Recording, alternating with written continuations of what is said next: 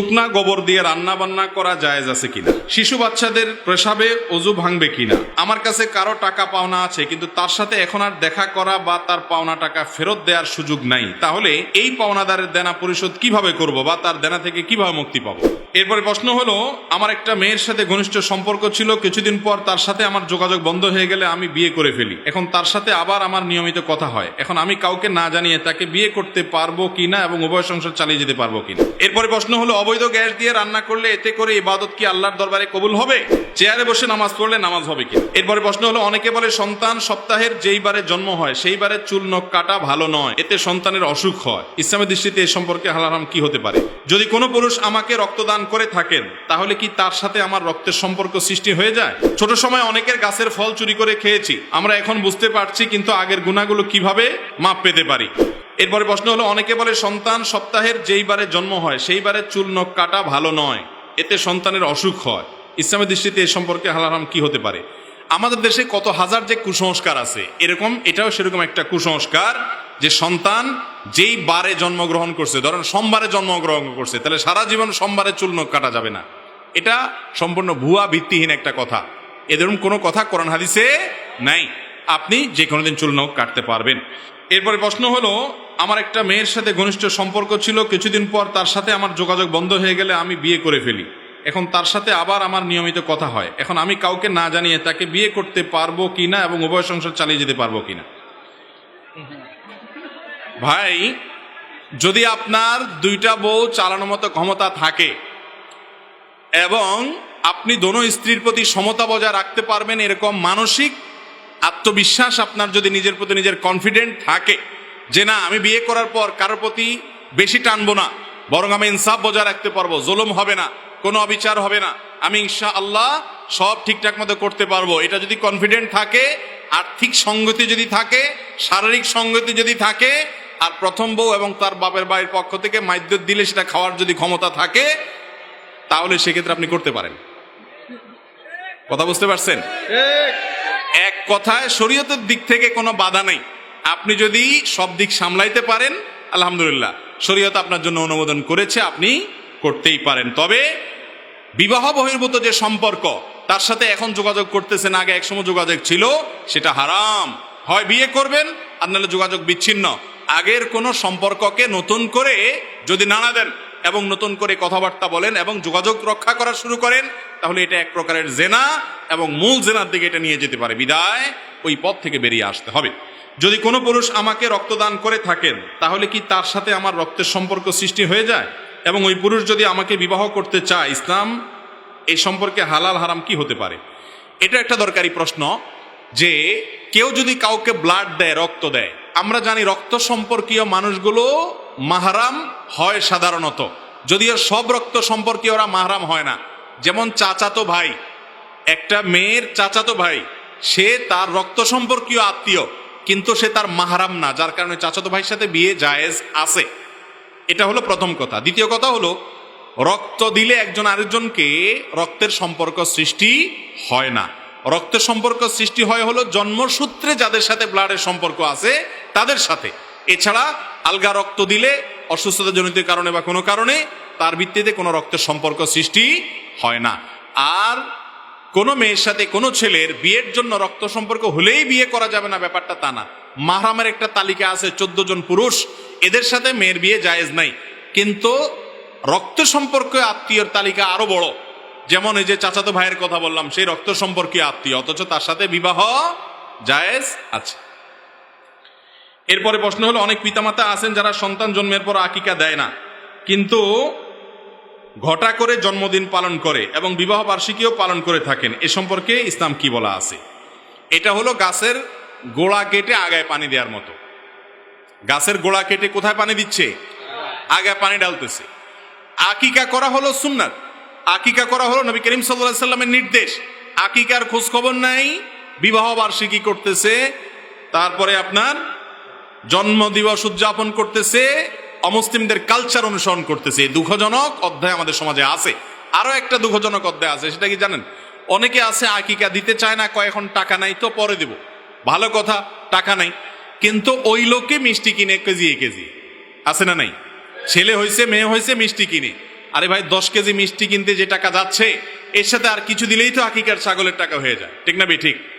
যারা মিষ্টি খাইতে চায় তারাও বোকা, যে খাওয়ায় সেও বোকা। যে খাওয়ায় সে বোকা কেন? কারণ সে সবাইকে মিষ্টি দিতে দিতে গড়ে ওই আকিকার সমান হয়ে যায়। মিষ্টি দিল কিন্তু ছাগল খাওয়াইলো না, তাহলে আকিকার সুন্নতটা মিস হয়ে গেল, অযথা টাকা নষ্ট হলো। আর অনেকে আছে ছেলে হয়েছে বলে ভাই মিষ্টি খাওয়ান। আরে ভাই আটার দলা খাবেন কেন? শরীয়ত তো, ইসলাম তো আপনাকে গোশতের টুকরা খাইতে বলছে, আকিকা সেটা না খায় আটার দলা খায়, আছে না নাই? তো এই জন্য সন্তানের জন্মের পর আপনি মিষ্টি কিনেন, কিন্তু আকিকা আপনাকে দেওয়ার চেষ্টা করা উচিত। আকিকা দিলে সন্তানের অনেক দিক থেকে কল্যাণ হয়, উপকারিতা হয় এবং বাবা মার বাধ্যগত থাকে। বিয়ে হয় যেই ছেলে মেয়ের বিয়েতে তাদের মতামত না নিয়ে অভিভাবক তাকে মোটা অঙ্কের অর্থ মোহরানা উল্লেখ করেন, ইসলামে মোহরানা সম্পর্কে কি বলা আছে? ভাইরা আমার, ছেলে মেয়ে পাত্র পাত্রী তাদের অনুমতি ছাড়া কোনো বিয়ে ইসলামে হবে না। বাবা মা যত জোর করুক, ছেলে বা মেয়ে যদি রাজি না হয় কোনোদিনই বিয়ে হবে না। অনেক মানুষ আছেন এই ভুলটা করেন, মনে করেন যে বাপ মা জোর করছে তাই রাজি হয়ে গেছে। না, যদি অজাগায় কুজাগায় খারাপ জায়গায় দিতে চায় তাহলে রাজি হবেন না। অনেক বাপ মা আছেন টাকা ছাড়া আর কিচ্ছু বুঝে না। ছেলে বিয়ে করাইতেও দেখে একটা টাকার বস্তা, মেয়ে বিয়ে করাইতে দেখে একটা টাকার বস্তা, আর ছেলে বিয়ে করাইতে দেখে একটা টাকার বস্তা এবং ময়দার বস্তা একসাথে। অনেক বাপ মা এরকম আছে না নাই? এগুলো জায়েজ নয়। সন্তানদের বিশেষ করে তারা যদি ন্যায্য কোনো দাবি রাখে সেটা শুনতে হবে।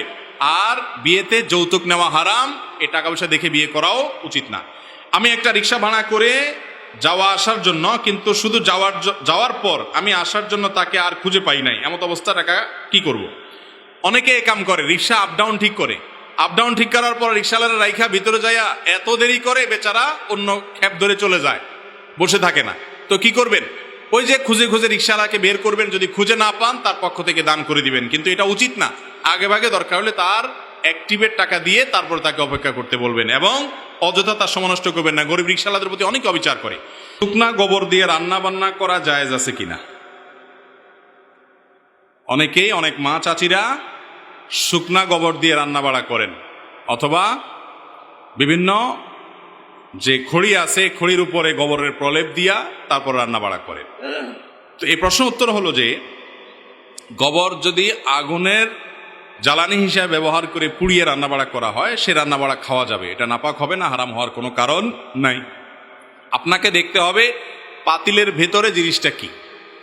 পাতিলের ভেতরের জিনিসটা যদি হালাল হয়, পাক হয়, তাহলে আপনার জন্য সেটা খাওয়া হালাল। আর গোবর যখন শুকিয়ে যায় তখন সেটা টাচ করলে বা ধরলে নাপাক হয় না।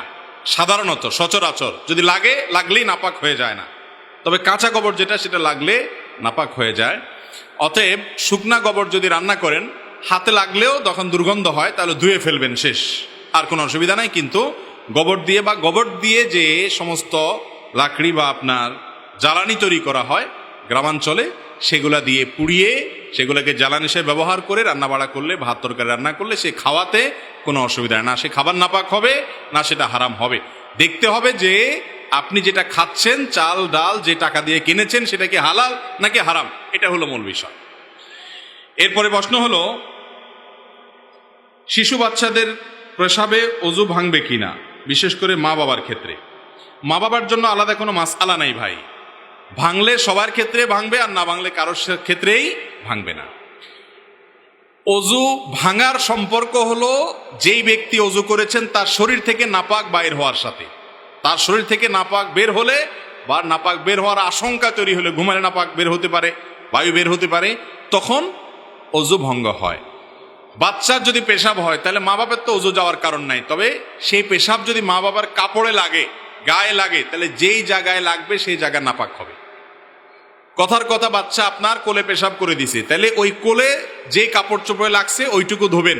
আপনার রানে শরীরে যদি লেগে থাকে সেই জায়গাটা ধুয়ে ফেললে আপনি পাক হয়ে গেছেন। গোসল করতে হবে এমন কোনো কথা নাই, অজু তো যাবেই না, কারণ অজু যাবে তো আপনার শরীরে নাপাক হলে। অজু গেলে তো পিচ্চির গেছে, আপনার যাওয়ার তো কারণ নেই। কথা কি বুঝতে পারছেন? পেশাব বের হয়েছে পিচ্চির, তাহলে মা বাবার অজু যাবে কি দুঃখে? মা বাবার অজু যাবে না, তবে তাদের যে জায়গায় পেশাব লেগেছে ওটা নাপাক হবে। বাচ্চা যদি ছেলে হয় এবং দুগ্ধপোষ্য হয়, বাহিরের কোনো খাবারের উপর নির্ভরশীল না হয়, তাহলে তার পেশাব পাক করার জন্য দুইটা পদ্ধতি আছে। একটা হলো নর্মাল পদ্ধতি, পানি ধুয়ে ভালো করে চিবায় কাপড় চোপড় ধুইলেন, আর ফ্লোরে লাগলে তো আর চিবানো যাবে না, পানি ঢেলে দিবেন এবং মুছে ফেলবেন। এটা হলো সাধারণ পদ্ধতি। আর আরেকটা পদ্ধতি আছে, সেটা হলো ছেলে বাচ্চা যদি দুগ্ধপোষ্য হয়, শুধু মায়ের বুকের দুধের উপরে নির্ভরশীল হয়, এই বাচ্চা পেশাব করে দিলে যতদিন পর্যন্ত বাইরের খাবার না খায়, শুধু মায়ের দুধের উপর নির্ভরশীল হয়, এই বাচ্চার পেশাবের উপরে পানির ছিটা দিলেও সেটা পাক হয় বিভিন্ন বর্ণা থেকে, এরকমটিও জানা যায়। কিন্তু যখন কন্যা শিশু হবে তখন সেক্ষেত্রে সাধারণ নিয়মে, অর্থাৎ প্রথম নিয়মটাই শুধু প্রযোজ্য হবে, ছেলের ক্ষেত্রে দুইটাই প্রযোজ্য হবে। কেন আপনি জিজ্ঞেস করবেন, এই কেনর উত্তর আল্লাহ এবং তার রাসূল সাল্লাল্লাহু আলাইহি সাল্লাম ভালো জানেন। কারণ কোরআন হাদিসে যদি কোনো কিছু বলা থাকে, তার একটা নয় শত কেন আছে তার পেছনে। কিন্তু সব কেনর উত্তর যদি আপনি জেনে যান, তাহলে আপনি তো নিজেই আল্লাহর সমস্ত রহস্য জেনে গেলেন। তাহলে আপনি সৃষ্টি আর স্রষ্টার পার্থক্য থাকলো কি? কথা কি বুঝাতে পারছি? এরপরে প্রশ্ন হলো, আমার কাছে কারো টাকা পাওনা আছে, কিন্তু তার সাথে এখন আর দেখা করা বা তার পাওনা টাকা ফেরত দেওয়ার সুযোগ নাই, তাহলে এই পাওনাদারের দেনা পরিশোধ কিভাবে করব বা তার দেনা থেকে কিভাবে মুক্তি পাবো? দেখুন, কারোর টাকা আপনার কাছে আছে, বেচারা পাওনাদার, তাকে আর খুঁজে বের করা সম্ভব না, এরকম যদি হয় তাহলে প্রথমত চেষ্টা করবেন বের করার। ওই লোককে না পাইলে তার সন্তানদেরকে দিয়ে আসবেন, তাদেরকেও খুঁজে পাওয়া যাবে না, সম্ভাবনা নাই, তাহলে ওই টাকাটা কোনো গরিব মানুষকে দান করে দিবেন, কোনো দানের খাতে দিয়ে দিবেন, সাদাকার খাতে দিয়ে দিবেন। ওই ব্যক্তির তরফ থেকে নিয়ত করবেন, আল্লাহ, যেই বেচারা আমার কাছ থেকে টাকা পাইতো তাকে তো আমি খুঁজে পাচ্ছি না, এই টাকাটা আমি দান করে দিলাম, গরিব মানুষকে দিলাম, এই টাকার যে সওয়াব তার অ্যাকাউন্টে জমা করে দিও। এর মাধ্যমে আপনি দায়মুক্ত হতে পারেন ইনশাআল্লাহ। এরপরে প্রশ্ন হলো, অবৈধ গ্যাস দিয়ে রান্না করলে এতে করে ইবাদত কি আল্লাহর দরবারে কবুল হবে? অবৈধ গ্যাস বা চোরাই গ্যাস, লাইনের গ্যাস দিয়ে যদি রান্না বাড়া করেন, তাহলে সেক্ষেত্রে আপনি যেই খাবারটা খেলেন সেই খাবারটা তো হালাল খেয়েছেন, পাতিলের ভিতরে জিনিসটা তো হালাল, ঠিক আছে, কিন্তু যেই গ্যাসটা দিয়ে আপনি রান্না করলেন গ্যাসটা তো চোরাই গ্যাস, তাহলে আপনি চোর হলেন, চুরি করলেন। এটাও উপার্জন, হারাম উপার্জন যদি হয়। হারাম শুধু ভক্ষণ না, ভক্ষণ করলেন হয়তো হালাল, কিন্তু কাপড়টা আপনার শরীরে হারাম, গ্যাসটা আপনি যেটা ব্যবহার করতেছেন সেটা হারাম, বা আপনার অন্য কোনো কিছু হারাম, যে বাড়িটা তৈরি করেছেন যেটাতে থাকেন সেটা হারাম, তাহলে আপনি হারামখোর। হারামখোর মানে এই না শুধু যে শুধু আপনি যেটা খাচ্ছেন সেটাই শুধু খেলে হারাম হলে হারাম, এটা ছাড়াও আপনার এই আসবাবপত্র অন্যান্য কোনো হারাম যদি আপনি উপার্জন করেন সেটাও হারাম, ওইগুলোর কারণে মানুষ হারামখোর হয়। অতএব যদি অবৈধ কোনো গ্যাস লাইন ব্যবহার করেন তাহলে সেক্ষেত্রে আপনি হারামখোর এবং হারাম খাচ্ছেন, আর হারাম খেলে তার দোয়া কবুল হয় না, ইবাদত বন্দেগী কবুল হয় না। এতক্ষণ আমরা রমজানের প্রস্তুতি নিয়ে অনেক কথা বলছি, অনেক ওয়াজ করছি, কোনো ওয়াজে কাজ হবে না যদি আপনি হারাম খান। ভাইরা আমার, অনেক লোক আছে আমাদের দেশে, অনেক মানুষ আছে যে এই কাজগুলাকে হারাম মনে করে না। উনি ঘুষ খায় না, উনি সুদের কারবার করে না, উনি অন্য অন্য অন্যায় কাজ করে না, উনি মানুষের পেটে ছুরি মারে না, উনি রাস্তায় দাঁড়ায় ডাকাতি করে না, উনি ছিনতাই করে না, উনি দুর্নীতি করে না, কিন্তু উনি গ্যাসের লাইন চুরি করে। উনি মনে করে যে না, এটা তো কোনো ব্যাপার না। আছে না না এরকম লোক? আছে। ভাইরা আমার, ডেঞ্জারাস অপরাধ। কারণ বিশেষ করে গ্যাস জাতীয় সম্পদ, এটার চুরি করার মানে বুঝেন? আমি সব সময় বলি, এটার চুরি করার মানে হলো আপনি জাতীয় চোর। জাতীয় সম্পদ যারা চুরি করে তারা কি জাতীয় চোর। একজন একজনের টাকা চুরি করেছে, সে স্থানীয় চোর। বুঝতে পেরেছেন? একজন এলাকার একজনের টাকা চুরি করেছে, জিনিস চুরি করেছে, সে হলো স্থানীয় চোর। আরেকজন সরকারি চাকরি করে অথবা সরকারি চাকরির সুযোগ নেয় কিন্তু সরকারের গ্যাস চুরি করে, এই দুইজন হলো জাতীয় চোর। কারণ জাতির সম্পদ চুরি করতেছে। কিয়ামতের ময়দানে 18 কোটি মানুষ যারা এটার মালিক, তাদের সবার বিরুদ্ধে তাকে মামলায় লড়তে হবে, এত লোকজন বাদী হবে, সবার হক নষ্ট করেছে সে, কারণ এটার মালিকানা সবার, ঠিক না বে ঠিক? অতএব খুব সাবধান, প্রয়োজনে লাকড়ির চুলা ব্যবহার করেন, অন্য কোনো পদ্ধতিতে যান, এলপি গ্যাস ব্যবহার করেন, কিন্তু খবরদার এটা করবেন না। অনেক ভাই আছেন নিজে ভাড়াটিয়া, তিনি অন্য কোনো ব্যক্তির গ্যাস লাইন এর গ্যাস চুরি করেন, আছে না নাই? আবার অনেকে আছেন যে নিজে চুরি করেন না, কিন্তু মালিকরে ভাড়া দেন, বলেন যে মালিকে বুঝে, আমি তো জানি না, আমি তো তারে ভাড়া দিয়ে দিস। তো মালিক হলো বড় চোর, আপনি হলেন ছোট চোর, কারণ চোরের সহযোগিতাকারীও কি আল্লাহ তাআলা আমাদেরকে বেঁচে থাকার তৌফিক দান করুন। এরপরে প্রশ্ন হলো, চেয়ারে বসে নামাজ পড়লে নামাজ হবে কিনা। সারা বাংলাদেশে যে কয়েকটা প্রশ্ন ঘুরে ফিরে সবচেয়ে বেশি আসে, এই প্রশ্নটা তার মধ্যে একটা। কারণ হলো আজকাল চেয়ারম্যানের সংখ্যা এত বাড়ছে, মসজিদে 10 জন 20 জন 30 জন করে চেয়ারম্যান, মানে চেয়ারম্যান মানে চেয়ারে বসে নামাজ পড়ে আর কি। এখন কি মসজিদ না ওইটা কোনো আকিস প্লাস্টিকের দোকান, এটা বোঝা কঠিন।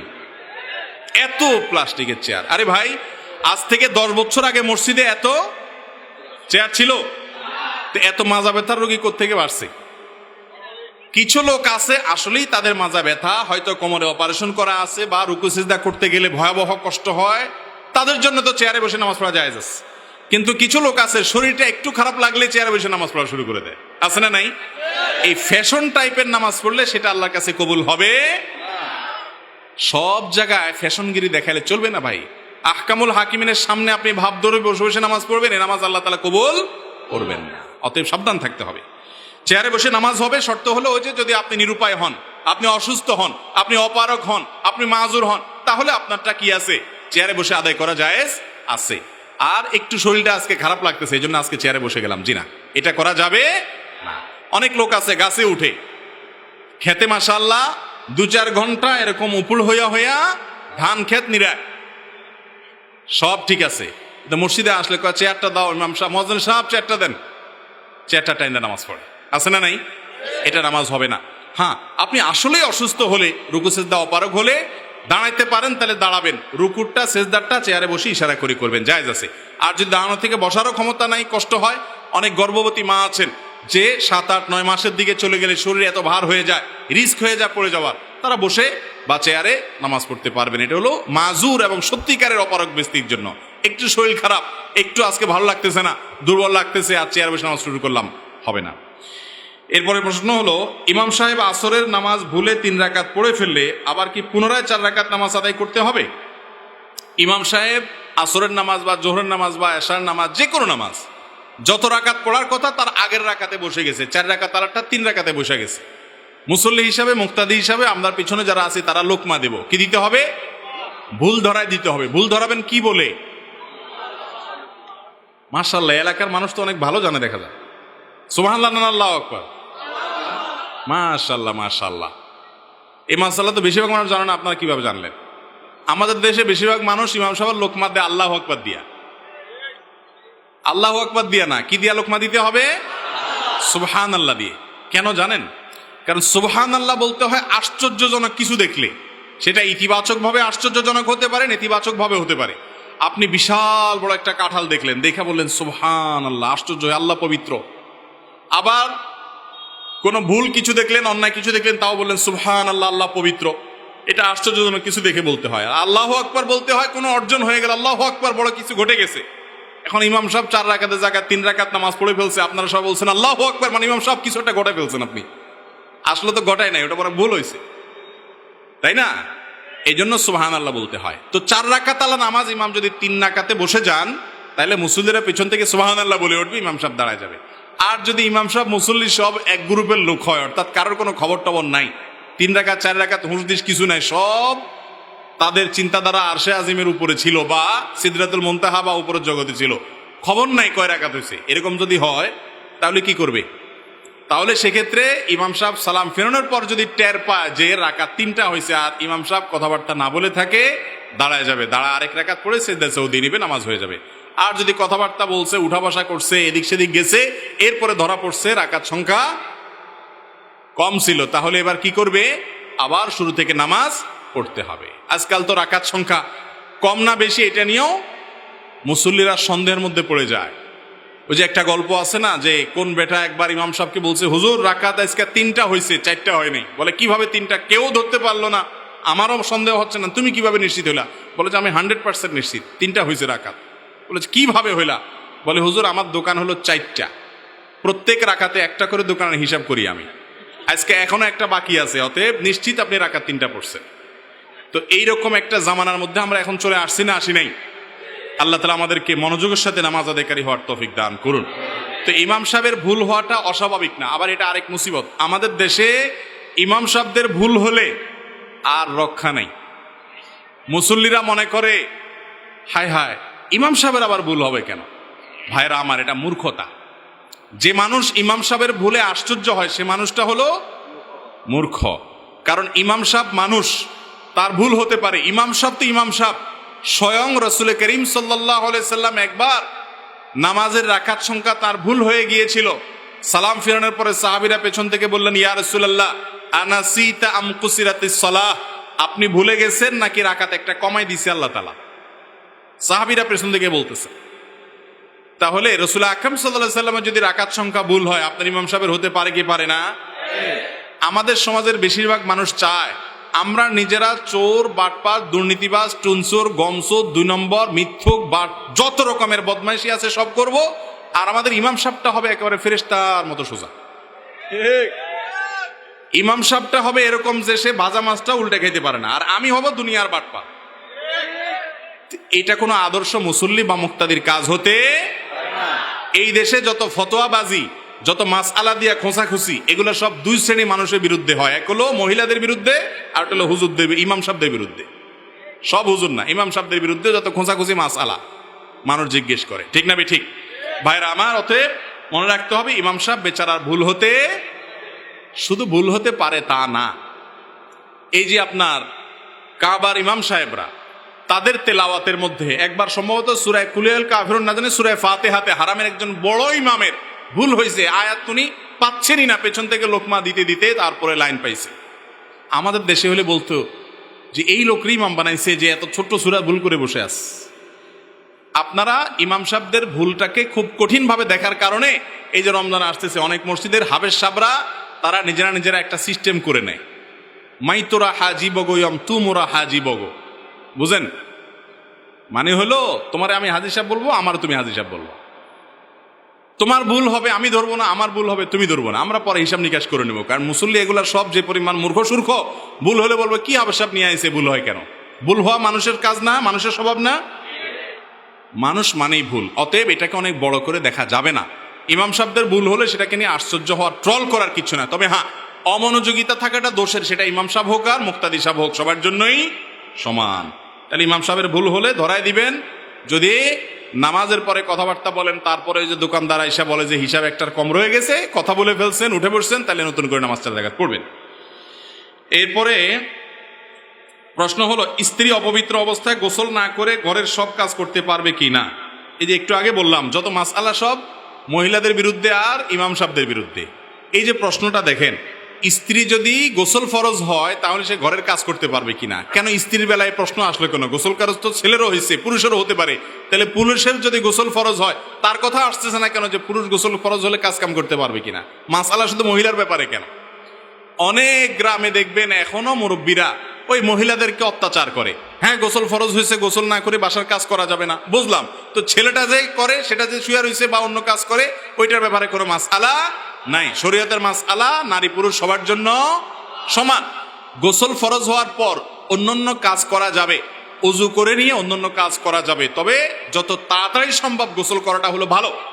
যদি কোনো কারণে দেরি করতে হয় যে আর একটু পরে করবো, এখন হাতে অন্য জরুরি কাজ আছে, সারা যাবে, কিন্তু মাঝখানে ওযু করে নেওয়া উত্তম, এটি হাদিস থেকে প্রমাণিত।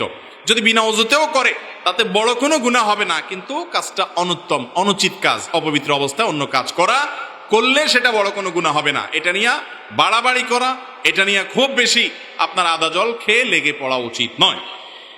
এরপরে প্রশ্ন হলো, যারা বিদেশে অবৈধ হয়ে যায় তাদের উপার্জন বৈধ হবে কিনা? অনুগ্রহপূর্বক জানাবেন। যারা প্রবাসী আছেন, অনেকেই আছেন যে সেখানে তারা অবৈধ হয়ে যেতে হয়। মিডল ইস্টে অনেকে আছেন যে হয়তো কফিল থেকে তিনি ভেঙে গেছেন, কফিলের অধীনে আর কাজ করেন না, তাহলে এখন যে তিনি উপার্জন করছেন এটা হালাল হবে নাকি হারাম? এটার উত্তর হলো, আপনি যে উপার্জনটা করছেন, আপনি যে কাজটা করছেন, সেই কাজটা যদি বৈধ কাজ হয়, কোনো অন্যায় কাজ করছেন না, হালাল কাজ করছেন, এবং তার বিনিময়ে আপনি পারিশ্রমিক নিচ্ছেন, তাহলে সেক্ষেত্রে আপনার উপার্জন হালাল হবে। আপনি যে ভেগে এসেছেন বা দেশের নিয়ম লঙ্ঘন করে অবৈধ হয়ে গেছেন, সেটা ভিন্ন অন্যায় কাজ, সেটার জন্য ভিন্ন গুনাহ হবে, কিন্তু তাই বলে আপনার উপার্জনটা হারাম হবে না। কারণ উপার্জনটা হবে শ্রমের বিনিময়ে পারিশ্রমিক নেওয়া, শ্রমদার দিচ্ছেন বৈধ খাতে, পারিশ্রমিকটা হালাল হবে। আর যদি আপনি অবৈধ কাজ করেন তাহলে আপনি সরকারের খাতায় বৈধ থাকলেও আপনার উপার্জন কি হবে? হারাম হয়ে যাবে। তবে প্রবাসে যারা আছেন, বিশেষ করে মিডিল ইস্টে, আমি জানি যে তাদের অনেকে আছেন অবৈধ হয়েছেন তারা সাধে না, কফিলের অত্যাচারে, কফিলের বাটপাড়ির কারণে সে মিথ্যা কথা বলেছে, প্রতারণা করেছে, জুলুম করছে, বাধ্য হয়ে সে পলায়ে যেতে হয়, আসারও রাস্তা থাকে না, নিরুপায় যদি হয় আল্লাহ তাআলা তাকে মাফ করবেন, ইনশাআল্লাহ তার কোনো গুনাহ হবে না। আর যদি কেউ কফিলকে বাটপারি করে, চিটারি করে, তাকে ফাঁকি দিয়ে বেশি টাকা কামানোর জন্য চলে যান, রাষ্ট্রের নিয়ম শৃঙ্খলা লঙ্ঘন করেন, যেটা আমাদের কল্যাণার্থী করা, যেটা শরিয়া বিরোধী কোনো কিছু না, সে সমস্ত সিস্টেম লঙ্ঘন করলেন এবং মানুষের সাথে, কফিলের সাথে, মালিকের সাথে প্রতারণা করলেন, তাহলে আপনার গুনাহ হবে। কিন্তু তাই বলে উপার্জন হারাম হবে না। উপার্জনের হালাল হওয়ার সম্পর্ক, হারাম হওয়ার সম্পর্ক হলো কি শ্রম দিচ্ছেন সেটার সাথে। এরপর প্রশ্ন হলো, আমি একবার হাঁটুতে ব্যথা পেয়েছিলাম, তারপর হাঁটুতে 4টা সেলাই করা হয়েছিল, যার কারণে ডাক্তার নিষেধ করলো পানি জাতীয় কোনো জিনিস দেওয়া নিষেধ। এমত অবস্থায় গোসল ফরজ হয়েছিল, এই অবস্থায় কি করা উচিত? কোনো ব্যক্তি হাত পা ভেঙে গেছে বা কাটাছিড়া হয়েছে, অপারেশন হয়েছে, এখন এই অবস্থায় যদি আল্লাহর বান্দার গোসল ফরজ হয়, তিনি কি করবেন? উত্তর হলো, যদি তার ধরেন কথার কথা আঙ্গুল ভেঙে গেছে বা হাতে ব্যান্ডেজ আছে, অন্য সব ঠিকঠাক আছে, তাহলে সে ব্যান্ডেজের জায়গাটা বাদ দিয়ে বাকি শরীরে পানি দিয়ে তিনি গোসল করবেন, অথবা ওই জায়গাটাতে প্লাস্টিক পলিথিন কিছু বেঁধে তিনি গোসল করবেন যাতে পানি না লাগে, যদি পানি লাগলে সেটার ক্ষতি হবে। আর যদি এত বেশি জায়গা লেগেছে, কথার কথা বুকে অপারেশন, পেটে অপারেশন, এই জায়গায় প্লাস্টিক দিয়ে গোটা শরীর ধোয়া সম্ভব না, এরকম যদি জটিল হয়, তাহলে সেক্ষেত্রে তিনি ফরজ গোসলের জন্য তায়াম্মুম করবেন। কি করবেন? মাটির উপর 2 হাত মেরে মুখ এবং আরবার হাত মেরে হাত মাসে করবেন, তার ফরজ গোসলের কাজ হয়ে যাবে। তায়াম্মুম শুধু ওযুর কাজ দেয় না, গোসলের কাজও দেয়। যদি আপনার গোসল করতে অপারগতা থাকে, তায়াম্মুম করলে গোসল হয়ে যাবে। তবে ওই নাপাক যদি শরীরে লেগে থাকে, সেটা পানি দিয়ে অবশ্যই পাক করতে হবে, তারপর আপনি নামাজ পড়বেন। এরপরের প্রশ্ন হলো, আর যদি ব্যান্ডেজ দিয়ে আপনি যদি গোসল করেন, তাহলে সেক্ষেত্রে ওই জায়গাটাতে উপরে ভিজা হাত দিয়ে ব্যান্ডেজের উপরে হালকা মুছে নেবেন শুধুমাত্র। ওযুর ক্ষেত্রে একই কথা, ব্যান্ডেজের উপরে মুছে নিলেই ওযু হয়ে যাবে। তারপর প্রশ্ন হলো, জোহরের 4 রাকাত সুন্নত পড়ে ইমামতি করা যাবে কিনা, এবং এক ওয়াক্ত নামাজ কারণবশত না পড়ে অন্য ওয়াক্তের ইমামতি করা যাবে কিনা। ইমাম সাহেব যদি জোহরের আগে 4 রাকাত সুন্নত না পড়েন, তারপরেও তিনি জোহরের ফরজের ইমামতি করতে পারবেন। তবে যেই 4 রাকাত সুন্নত তার বাদ গেছে আগের, সেটা তিনি অবশ্যই পরে পড়ে দেওয়ার চেষ্টা করবেন। কারণ নবী করিম সাল্লাল্লাহু আলাইহি সাল্লামের একবার এরকম হয়েছে, মেহমান আসার কারণে উনি অনেক ব্যস্ত হয়ে পড়েছেন, জোহরের আগের 4 রাকাত সুন্নত পড়তে পারেন নাই, এই সুন্নাতটাই তিনি পরবর্তীতে পড়ে দিয়েছেন। এজন্য পরবর্তীতে পড়া উচিত। যদি কখনো কালেবদ্রে আর পড়া না হয়, বড় কোনো গুনাহ হবে না, হঠাৎ একদিন ছুটে গেছে, কিন্তু প্রায় এরকম করা বা নিয়মিত করা এটা অনুচিত, কারণ এই সুন্নাতটা নবী করিম সাল্লাল্লাহু আলাইহি সাল্লাম ছাড়তেন না, গুরুত্বপূর্ণ বিষয়, অতএব এটা করা উচিত। কিন্তু এর মানে এই না যে সুন্নত না পড়লে তার ইমামতি হবে না, সুন্নত না পড়লেও কি হবে? ইমামতি হয়ে যাবে। আর এক ওয়াক্ত নামাজ না পড়ে অন্য ওয়াক্তের ইমামতি করা যাবে কিনা, এর উত্তর অবশ্যই আগের ওয়াক্তের নামাজ পড়তে হবে, তারপরে পরের ওয়াক্তের নামাজ পড়বেন। ইমামতি করেন আর মুক্তাদি হন, যাই হন না কেন, আগের ওয়াক্ত, ধরেন ফজর নামাজ বাদ গেছে, তাহলে আপনার এখন জোহরের সময় হয়েছে, আগে জোহর পড়বেন না আগে ফজর পড়বেন, তারপরে কি পড়তে হবে? জোহর পড়তে হবে। এটা মুসল্লির জন্য তা, ইমামের জন্য তা। ছোট সময় অনেকের গাছের ফল চুরি করে খেয়েছি, আমরা এখন বুঝতে পারছি, কিন্তু আগের গুনাহগুলো কিভাবে মাপ পেতে পারি? এই চুরি করে নাই এমন মানুষ পাওয়া কঠিন। হুজুর, গায়রে হুজুর, সবাই আমরা কম বেশ এই চুরিটা ছোটবেলায় আমাদের হয়ে গেছে, তাই না? এই জন্য এই প্রশ্নটা সব জায়গায় গেলেই পাবলিক করে প্রায়। দেখেন, ছোটবেলা যাদের গাছের ফল টল চুরি করে খাইছেন, বেশিরভাগই চাচা জ্যাঠা আশপাশে ময়মুরব্বী হবে, ঠিক না? কারণ আরেক গ্রামে করে তো যা চুরি করেন নাই। তো এই জন্য কারো সুপারি চুরি করে বিক্রি করে ফেলছেন, কারো ডাব চুরি করে খাইছেন, এগুলা ওই মুরব্বীরা বেঁচে থাকলে যা মাপ চাবেন। মাপ চাইলে কোনো মুরব্বী সাধারণত মাপ না করার কথা না, ঠিক না? ঠিক। এত বছর পরে যদি মাপ চান, চাচা মিয়া ঠিকই মাফ করে দিবে।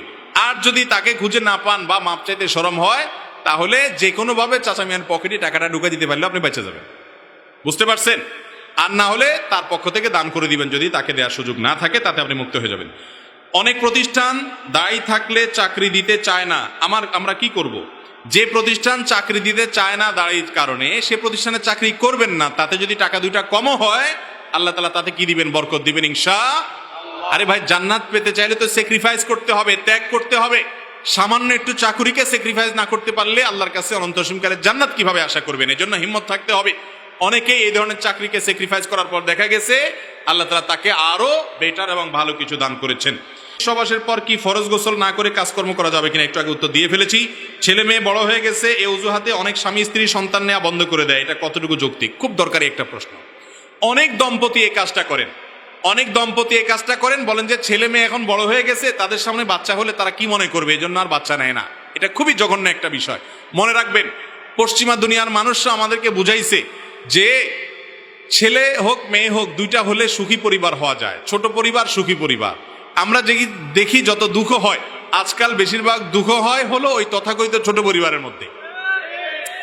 ইহুদিরা এক সময় তারা যখন আমাদেরকে জন্ম নিয়ন্ত্রণের ফজিলত শুনাইতো, তারা পশ্চিমা দেশগুলোর রাস্তা রাস্তায় 5টা 7টা 8টা তাদের বাচ্চার সাথে নিয়ে ঘুরে বেড়াইত।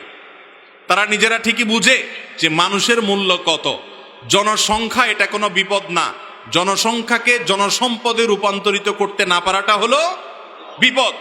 চায়নাতে এত মানুষ, চায়না গোটা দুনিয়ার বাণিজ্যিক নেতৃত্ব যারা দিচ্ছে তাদের মধ্যে একটা দেশ। অতএব জনসম্পদে রূপান্তর করতে হবে। বেশিরভাগ মা বাপ যারা জন্ম নিয়ন্ত্রণ করতে করতে ছেলে হোক মেয়ে হোক একটা বা দুইটা বেশি না হওয়াটাকে মনে করে আধুনিকতা, দেখবেন যে আল্লাহ মাফ করুক এদের জীবনে বেশিরভাগ ক্ষেত্রে বিপদ হয়। যাদের 5-6টা ছেলে মেয়ে হয়ে যায় দেখেন একটা না একটা মানুষ হয়, সবগুলো অমানুষ হয়, এটার পরিমাণ অনেক কম থাকে। বিধায় এ ব্যাপারে বিতশ্রদ্ধ থাকা উচিত না। ছেলে মেয়ে বড় হয়েছে এই অজুহাতে বাচ্চা আর নেব না, এটা কোনো জায়েজ হতে পারে না। হ্যাঁ, আপনার শারীরিক কোনো অসুবিধা আছে তাহলে আপনি সাময়িক জন্মবিরতিকরণের যে প্রক্রিয়া সেটা অবলম্বন করতে পারেন, কিন্তু এইটা কোনো গ্রহণযোগ্য অজুহাত না যে বাচ্চা বড় হয়ে গেছে এখন নিলে কেমন দেখা যায়, খারাপ দেখা যায়, এটা ভুল। স্বামী মারা গেছেন, এই অবস্থায় স্ত্রীর বিয়ে হওয়া দরকার, কিন্তু ছেলে মেয়ে বড় হয়ে গেছে, এখানে সন্তানদের দায়িত্ব কি? এটা এ বিষয়ে গতকাল কক্সবাজারেও বলেছিলাম। আমাদের সমাজে অত্যন্ত জঘন্য বড় অনাচারগুলোর মধ্যে থেকে একটা হলো কোনো মহিলার স্বামী মারা গেলে ওই মহিলা বিয়ে করলে সমাজের মানুষ সেটাকে খারাপ চোখে দেখে। আর কোনো বুড়ো বৃদ্ধ মানুষ যদি, বয়স্ক মানুষ যদি মারা যায়, তার স্ত্রী যদি থাকে অথবা কোনো মহিলা মারা যান তার স্বামী থাকে, ওই ভদ্রলোকের ছেলেরাই তার বিয়ে চায় না। ঠিক না ঠিক? বেশিরভাগ ছেলে মেয়েরা চায় 60 বছর 65 বছর বয়স হয়েছে বাপের, এখন আমার মা মারা গেছে, এই টাইমে বাপকে আর বিয়ে করতে দেওয়া যাবে না, কারণ বাপ বিয়ে করলে ভাগিদারের সংখ্যা বাড়বে। আছে না নেই? এই সন্তান হলো কুলাঙ্গার সন্তান। এই সন্তান হলো কি সন্তান? এই সন্তান হলো অমানুষ সন্তান, স্বার্থপর সন্তান, যে সন্তান শুধু নিজের স্বার্থ চিন্তা করে। মুরব্বীরা আগে থেকে বাচ্চাদের নামে ছেলে মেয়েদের নামে জমি জমা লিখে দিয়া পরে কিন্তু এরকম ঝুলবেন, সব নিজের হাতে রাখবেন, খবরদার ছেলে মেয়েকে আগে থেকে কিচ্ছু লিখে দিবেন না, তাহলে সব সোজা হয়ে থাকবে। কথা কি বুঝাতে পারছি? অতএব বাবা মা তারা বয়স হয়ে গেলে, আপনার বাবা বেঁচে আছেন, মা মারা গেছেন, তার এখন সঙ্গী দরকার, কথা বলার জন্য একটা মানুষ দরকার, একাকী থাকতে পারে না, নির্জনতা অনেক কষ্টের, বৃদ্ধ বয়সে ডিপ্রেশনে ভোগে, এই জন্য তাদের দিকে তাকাতে হয়। যে কয়দিন আগে যে ভদ্রলোক পিস্তল দিয়ে আত্মহত্যা করে মারা গেলেন, সারা দেশ তোলপাড় হলো, তার স্ত্রী এক দেশে, বাচ্চারা এক দেশে, সে একা একা ডিপ্রেশনের মধ্যে থাকে। অতএব বাবা মায়ের সুখের দিকে তাকানো হলো সন্তানের দায়িত্ব, কিন্তু সন্তান মনে করে ইজ্জত যাবে বাপে বয়সে বিয়ে করলে, এটা হলো আমাদের সমাজের অনাচার। কোন মহিলার স্বামী মারা গেছে, সমাজের নেতাদের উচিত ওই মহিলাকে উপযুক্ত পাত্র দেখে তার পছন্দ মতো বিয়ের জন্য সহযোগিতা করা। তাকে বিয়ে করতে যদি নিরুৎসাহিত করেন তাহলে সমাজের মানুষ গুনাহগার হবেন, পাপিষ্ঠ হবেন, খুব অন্যায় কাজ এটা। এরপরে প্রশ্ন হলো, একজন স্ত্রীর উপরে স্বামীর কি কি দায়িত্ব ইসলাম বাধ্য করেছে, কোনটা বাধ্য করেনি প্রচলিত হিসাবে? এটা অনেক দীর্ঘ সময় সাপেক্ষ, এত সময় আমাদের হাতে নাই, আজকের জন্য এ পর্যন্তই থাকুক। স্ত্রী আসতে চাইলে কি করবে? দেখেন, স্বামী স্ত্রীর মধ্যে যদি বিচ্ছেদ হয়ে যায়, এখন যদি আসতে চায় তাহলে দেখতে হবে তালাকটা আসার মতো তালাক হয়েছে কিনা। তালাক দুই প্রকার, একটা হলো প্রত্যাহারযোগ্য তালাক, একটা হলো প্রত্যাহার অযোগ্য তালাক। যদি তালাকটা প্রত্যাহারযোগ্য হয়ে থাকে তাহলে আবার আসতে পারবে। কখনো কখনো শুধু মুখে স্বামী প্রত্যাহার করলাম আসো বললেই হবে, আবার কখনো কখনো নতুন করে শুধু বিয়ে পড়াইলে হবে। আর যদি প্রত্যাহার অযোগ্য তালাক হয় তাহলে কোনো কিছুতেই আর ওই স্ত্রীকে ফেরত নেওয়া যাবে না। এজন্য তালাক দেওয়ার সময় হিসেব করে দিতে হবে, একটার বেশি তালাক দেওয়া যাবে না, তাহলে আবার নেওয়া যাবে ইনশাআল্লাহ।